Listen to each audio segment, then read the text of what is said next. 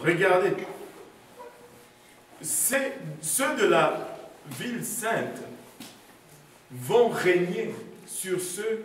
je n'ai pas dit cela. Les justes vont habiter sur la nouvelle terre.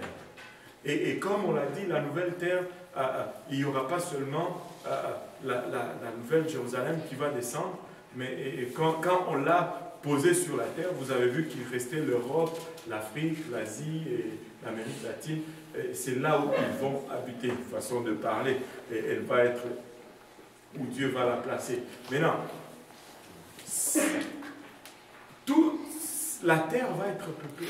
Et ceux qui vont habiter dans la Nouvelle Jérusalem, ce sont eux qui vont régner. Parce que la Bible nous dit que nous allons régner avec Christ pour toujours. Pour toujours. Si nous allons régner avec lui pour toujours, mais nous n'allons pas régner dans un royaume qui sera vide. Sinon, ce n'est pas un règne. Et eux, ils vont venir adorer. Ils ne vont pas avoir accès à la ville sainte. Mais nous allons avoir notre demeure dans la ville sainte. Et nous allons, des fois, sortir pour nous promener sur la nouvelle terre. Mais nous allons avoir notre demeure dans la ville sainte. Mais vous devez, écoutez, vous devez tout faire. Et vous ne pouvez pas... Vous ne pouvez pas me dire que je ne vous ai pas assez dit. Oh, parce que le pasteur ne nous avait pas assez dit, on a manqué ça. Non, impossible. J'ai tout fait pour que vous fassiez le bon choix. Je vous ai tout donné, mon Dieu. La seule chose que je ne peux pas, c'est choisir pour vous. Mince. Ah là là. Nous devons être dans la Nouvelle Jérusalem. Ça va être au fond la capitale et c'est de là que nous allons régner. Mais ce sont notre appartenance aux différents 4 groupes qui va déterminer où nous allons aboutir dans l'éternité. Écoutez, le choix s'est fait maintenant. Ce n'est pas après la mort. Le livre de Proverbes nous dit, l'arbre qui tombe reste dans la position où elle est tombée. Après la mort, tu ne peux plus changer. Si tu meurs pécheur, tu restes pécheur pour l'éternité. Mais si tu meurs saint, tu restes aussi saint pour l'éternité. Oh, j'ai hâte à ces jours où je n'aurai plus à me soucier de si je vais tomber ou pas. Aussi. Mais nous devons persévérer, nous devons vaincre, nous devons persévérer, mes frères et mes sœurs, nous devons fighter, comme on dit, nous devons lutter jusqu'à... Nous allons y arriver, nous allons y arriver. Arrivons ensemble, ça sera un grand sujet de joie ce jour-là. Oh, regarde, ça c'est Viviane Gentil, on était avec elle dans l'étude biblique de lundi. Alléluia. Wow! Nous devons y arriver, nous devons y arriver. Il n'y a rien qui vaut la peine de vivre si ce n'est ça. Si ce n'est ça. Si ce n'est ça. C'est ce que Dieu a préparé pour nous. Mais malheureusement, le diable a aussi préparé des choses pour nous. Mais ces choses ne sont pas agréables. L'enfer est un lieu de tourment, est un lieu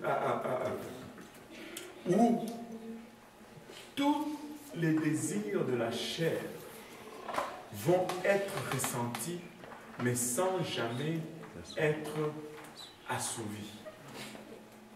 Tu vas avoir soif, mais tu ne pourras pas étancher ta soif. Tu vas avoir envie de te gratter, mais tu ne pourras pas te soulager de cette démangeaison. Tu vas avoir faim, mais tu ne pourras pas soulager ta faim. Tu vas avoir même les désirs sexuels, mais sans avoir aucun moyen de soulager ce désir. Tu vas avoir tous les...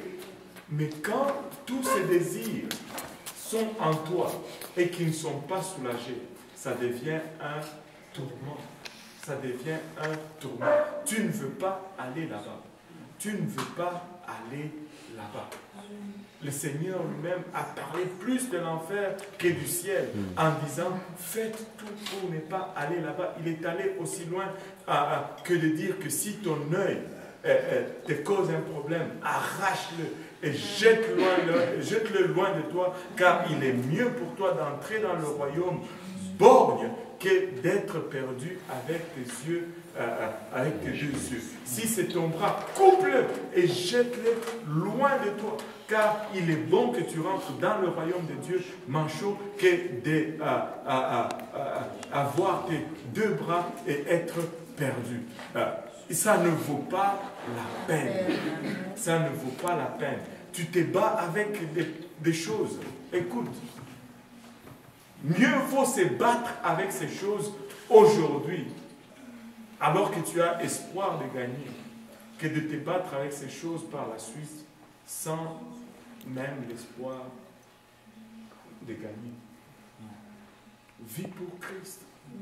Vis seulement pour Christ. Christ t'appelle. Il y a un tel potentiel ici parmi nous que si nous commençons tous à carburer même à 50% de notre potentiel en Dieu, nous allons pouvoir renverser toute la ville de Montréal avec l'évangile de Jésus-Christ. Mais très souvent, nous sommes à 2, 3, 4%, 5%. Quand nous sommes à 10%, nous sommes tellement contents. Waouh, j'ai fait ça. Non. Dieu nous appelle. Dieu nous appelle. Qui sait si vous êtes venus dans le royaume pour un temps comme celui-ci? Pour un temps comme celui-ci. Vous n'êtes pas là par hasard. Vous n'êtes pas là par hasard. Vous n'êtes pas, même pas seulement à Montréal, même dans cette étude biblique, vous n'êtes pas là par hasard. Il n'y a pas de hasard avec Dieu. Vous n'êtes pas là par hasard. Il savait exactement que vous alliez être là. Et il savait exactement ce que j'allais vous dire. Et je peux vous le dire encore une fois, vivez pour Dieu. Ça ne vaut pas la peine. Tous les tourments, toutes les tribulations, tu passes peut-être des temps difficiles parce que tu as donné ta vie à Dieu. Là, ta famille se déchaîne contre toi. Tes amis, même, se déchaînent contre toi. Ceux avec qui tu étais ami et que tu prenais plaisir dans les choses, dans le monde, maintenant, ils te regardent et ils se moquent de toi et ça fait mal. Ça fait mal. Je suis passé par là, mais sachez quoi? Christ aussi est passé par là. Les siens l'ont rejeté. Les siens l'ont rejeté. Il n'y a aucune souffrance que tu es en train d'endurer que Christ n'a pas enduré. Il a été rejeté comme toi. Il a été renié comme toi. Il a souffert les insultes comme toi. Il a souffert les tortures et toutes ces choses comme toi. Mais il est allé jusqu'au bout. Si tu vas jusqu'au bout, ta récompense sera grande. Et non seulement celle à venir, mais à commencer à partir d'ici. Parce que ceux-là qui te rejettent, ceux-là qui te tourmentent, ce sont ceux-là même qui ont encore besoin de Christ.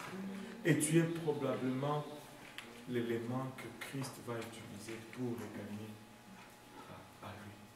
Donc, ne lâche pas. Ne lâche pas. Tiens fort. Presse. Persévère. Mais ne lâche pas. Ne lâche pas. Parce qu'au-delà de tout et de ton confort, il y a le salut de tes amis, tes frères, de ta famille, et ainsi de suite. Ne lâche pas. Ne lâche tout simplement pas. Tiens fort. Regarde ton voisin, dis-lui, tiens fort.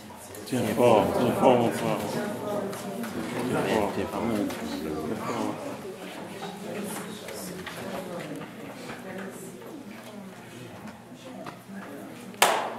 Alléluia. On va aller vers le Seigneur.